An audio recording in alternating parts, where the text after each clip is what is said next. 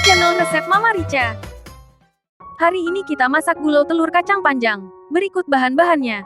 Silahkan di screenshot dan disimpan.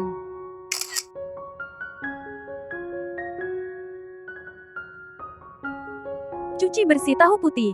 Kemudian potong-potong sesuai selera kalian. Boleh bentuk segitiga, petak, persegi panjang atau boleh utuh begitu saja.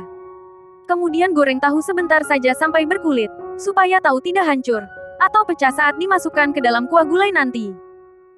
Sekarang lanjut rebus telur sampai matang. Kupas telur dan goreng sebentar di minyak panas, sampai telur berkulit agar wangi dan enak.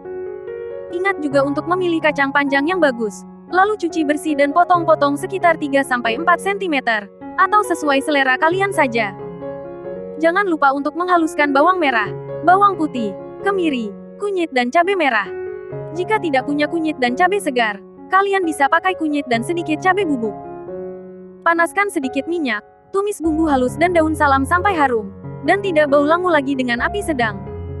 Masukkan telur dan tahu yang sudah digoreng tadi, aduk rata, lalu langsung masukkan air, beri garam dan kaldu bubuk ayam, masak sampai kuah mendidih. Setelah itu, masukkan kacang panjang, aduk rata, dan masak sebentar sampai kacang panjang setengah matang. Kemudian masukkan santan, lanjut masak lagi sampai kacang panjangnya matang.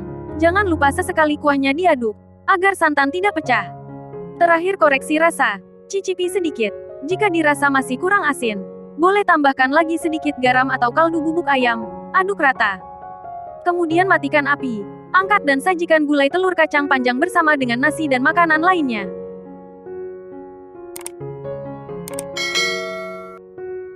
Berikut beberapa tips kecil dan sederhana, agar gulai telur kacang panjang terasa enak dan gurih. Pertama, jagalah kuah gulai agar tidak sampai pecah santan. Jika sampai terjadi pecah santan, maka akan membuat makanan menjadi hambar, tidak enak, dan tampilannya juga menjadi tidak menarik serta berantakan. Pecah santan adalah kondisi di mana lemak yang ada pada santan terpisah dari air, alias tidak bisa menyatu. Akibatnya tekstur santan menjadi kasar, dan santan berubah menjadi gumpalan seperti berbutir, dan tidak bisa menyatu dengan kuah. Dan yang seharusnya santan rasanya gurih, malah berubah rasanya menjadi hambar. Biasanya santan pecah terjadi karena mendadak terkena suhu panas yang terlalu tinggi, sehingga santan tidak sempat beradaptasi dengan suhu yang tinggi. Selain itu, santan juga akan pecah karena tidak diaduk secara terus-menerus di saat pertama kali masuk ke dalam kuah panas. Jadi kalau kalian masak santan masih suka pecah santan, bisa jadi penyebabnya adalah dua hal tadi, suhunya terlalu panas, atau tidak sering diaduk-aduk secara perlahan makanya santannya pecah. Berikut sedikit tips cara memasak santan agar tidak pecah santan. Pertama, setelah kuah masakan kita mendidih, masukkan santan. Masak dengan api sedang cenderung kecil, dengan begitu suhu panas akan tetap stabil. Masak santan dengan suhu rendah, sambil diaduk-aduk perlahan secara terus-menerus. Dengan begini kita bisa menjaga konsistensi santan agar lemak dan airnya tetap menyatu serta tidak pecah. Saat awal baru memasukkan santan, usahakan jangan langsung ditinggal begitu saja. Aduk terus sampai santan mendidih barulah boleh ditinggal. Dan setelah beberapa saat kembali lagi untuk mengaduknya agar santan tetap konsisten menyatu. Jika kalian ingin menggunakan dua macam santan seperti santan encer dan santan kental, maka sebaiknya yang pertama kali masuk ke dalam kuah adalah santan encer yang sudah bercampur dengan air. Lalu lanjut terakhir di saat masakan sudah 3/4 matang, barulah masukkan santan kental. Kalau santan kental dimasukkan terakhir, ini bisa mempersempit kemungkinan santan pecah. Hal ini berlaku untuk hidangan seperti opor, gulai, soto, dan menu lainnya yang membutuhkan kuah banyak dan cenderung encer. Berbeda halnya dengan menu masakan seperti rendang, santan kental harus dimasukkan di awal, karena rendang akan dimasak sampai kering, susut, tidak ada kuah lagi dalam jangka waktu yang sangat lama, sampai santan mengeluarkan minyak.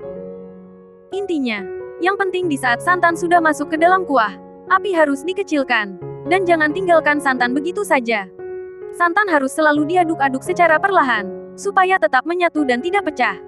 Jaga santan agar tidak sampai terlalu mendidih bergejolak seperti ombak. Jika santan mendidih seperti meletup-letup ada letupan-letupan kecil itu tidak apa-apa, karena santan yang mendidih di api kecil itu tidak akan pecah. Kedua, cara menggoreng telur rebus agar berkulit, dan tidak meledak-ledak. Tujuan telur digoreng sampai berkulit adalah, supaya bumbu-bumbu yang ada seperti sambal, bisa melekat lengket dengan baik pada bagian luar kulit telur rebusnya. Selain itu, telur rebus yang digoreng juga aromanya menjadi lebih wangi, dan rasanya lebih enak, serta tampilannya menjadi lebih cantik saat disajikan. Tapi terkadang masih ada yang takut untuk menggoreng telur rebus, karena takut telurnya meletus kencang sampai naik ke atap plafon dapur. Sekarang kalian tidak usah takut lagi untuk menggoreng telur rebus, karena hari ini kalian akan tahu kenapa penyebab telur rebus goreng kalian meletus. Penyebab telur rebus meletus saat digoreng adalah karena telur digoreng terlalu lama dalam minyak panas, sehingga membuat bagian dalam telur mengembang seperti balon, dan akhirnya meletus. Berikut cara menggoreng telur rebus agar tidak meletus. Pertama, pakailah telur rebus yang sudah didinginkan. Telur rebus yang sudah dingin akan lebih stabil saat digoreng dalam minyak panas, dan tidak gampang meletus atau memercikkan minyak panas. Sebelum memasukkan telur rebus ke dalam minyak panas, sebaiknya keringkan dulu telur dengan tisu dapur. Sebagaimana yang kita ketahui, air dan minyak selalu bermusuhan. Jika mereka bertemu hanya akan menyebabkan kekacauan. Hal ini berlaku untuk semuanya. Jika ingin menggoreng sesuatu, ingat untuk selalu tiriskan dan keringkan airnya terlebih dahulu. Selanjutnya, panaskan minyak banyak sampai benar-benar panas, lalu kemudian kecilkan apinya. Masukkan telur rebus, dan goreng sampai berkulit serta berubah warna. Jika sudah berubah warna dan berkulit, segera angkat telur keluar dari minyak secepatnya. Jangan goreng telur terlalu lama dalam minyak agar telur tidak meletus. Telur rebus goreng pun siap untuk dimasak apa saja seperti gulai telur, telur sambalado, opor telur, semur telur dan banyak masakan enak lainnya. Dengan digoreng seperti ini, telur akan tetap empuk walau dimasak dalam waktu lama nantinya. Dan bentuk telur akan tetap cantik, telur tidak akan kisut, sehingga membuat masakan kita menjadi tampak lebih cantik saat disajikan. Intinya, saat menggoreng telur rebus ini minyaknya harus lumayan banyak. Kalau bisa sampai telurnya terendam minyak, supaya panas dan matangnya merata. Ketiga, hindari memakai tahu yang rasanya asam untuk dimasukkan ke dalam gulai. Ini berdasarkan pengalaman yang pernah terjadi. Jangan sampai salah pilih tahu untuk dimasak bersama dengan gulai.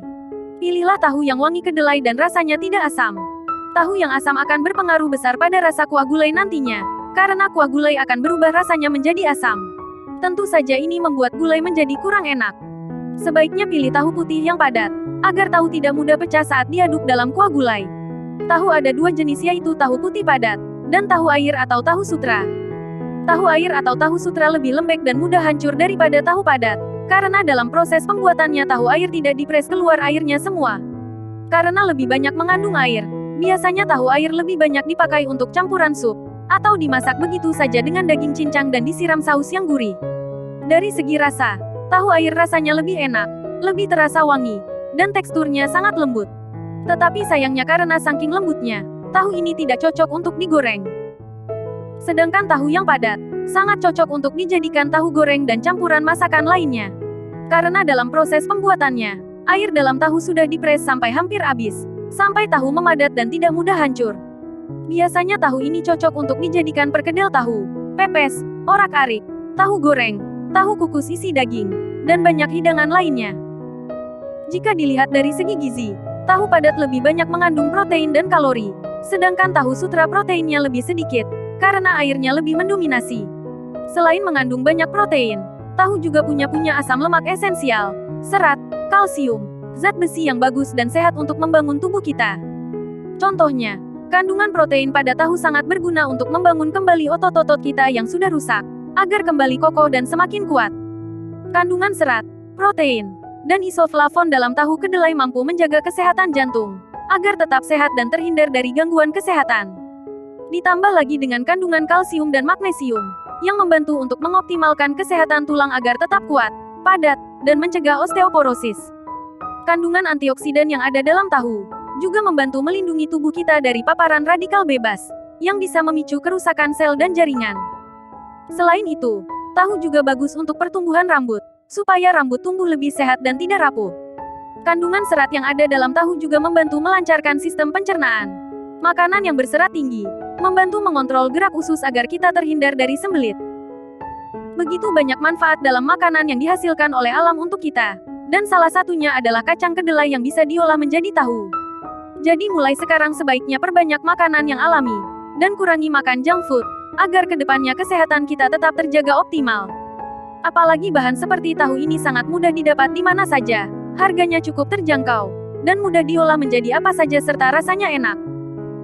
Silakan simpan resep ini untuk jadi menu masak besok. Semoga video ini bermanfaat untuk kalian semua. Sampai jumpa di video selanjutnya minggu depan.